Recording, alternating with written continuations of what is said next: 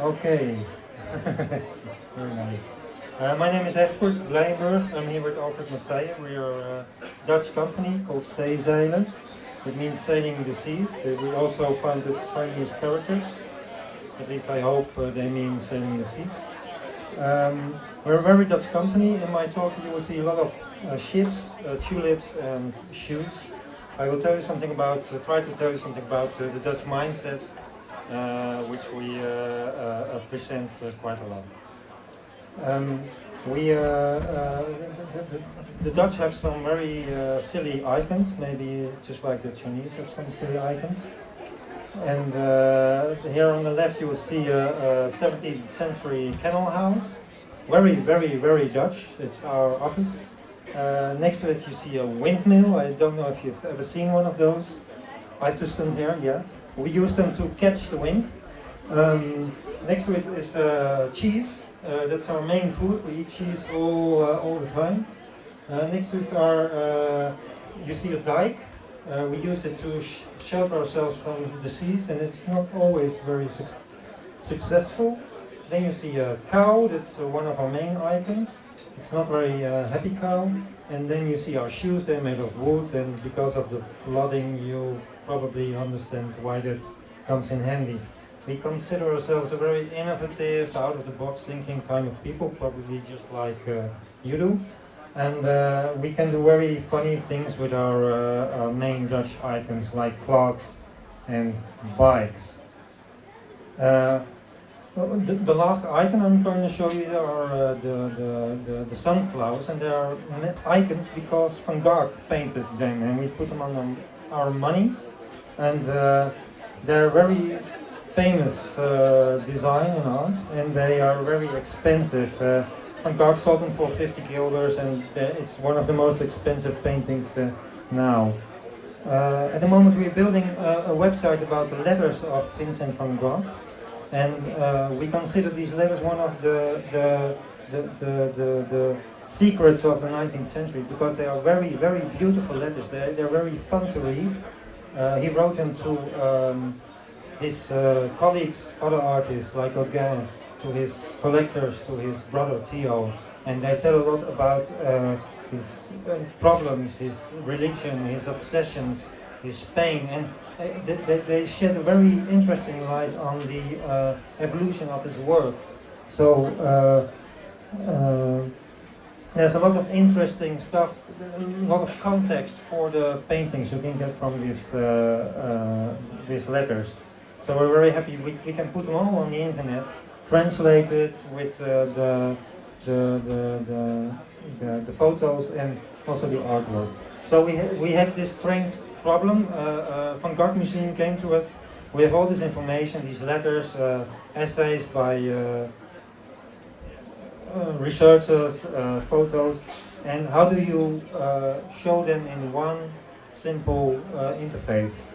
One solution would be the minority report solution. You just show everything, but as we say in Zeezeilen, the bigger the desk, the bigger the mess, so you get lost. The other solution is the cockpit, but then you need a manual to find the material. So we tried to come up with a more simple solution. We thought we need some desks, and you can put one aspect of a letter on one desk, the other aspect on the other desk, and so on and so on. So here you see a translation of one of his letters, a Dutch letter. In the middle you see the metadata about the letter, and on the next you see a photo of a letter. And here you have another view, so you put on another table. You can compare the letter and all the artwork mentioned in the letter. So it's a very total view of all the aspects of one of those letters. When you those tabbed things, you can click on them and you see the other aspects, and what you just have been looking at, it shifts to the right. So it's like unfolding, like a flower opening with all this information. Now I'm totally lost. Yeah, we really love this because in Van Gogh's time you could now you can see all these little pictures of these paintings, and you can find books on the internet. But in Van Gogh's time, they had to go on camelback to a museum to see the paintings and to write a letter to Van Gogh just to know why he painted this painting this way. And Gauguin wrote him back, and they were everything went very slowly. And now, in one view, researchers and the public like you just go to a website and you get all this information, all this complex information about this painter and his paintings at the same time, and it's really enriching. I think, at least I am one of I'm convicted by the internet. I was born when there was no internet, of course, and now I'm very happy that you can contribute to this kind of world-thinking thing with all this information about painters and sex and whatever you want.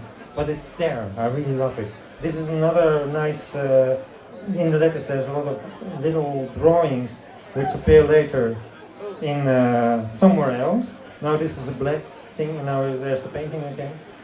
And this website I am now talking about is going to be launched in October 2009, together with a book about the letters of Van Gogh and an exhibition. It's kind of a triple launch, and you're very familiar with it. And this exhibition, you can see also a lot of paintings of Van Gogh. This is one about tulips. You heard more about tulips today, very Dutch stuff, tulips.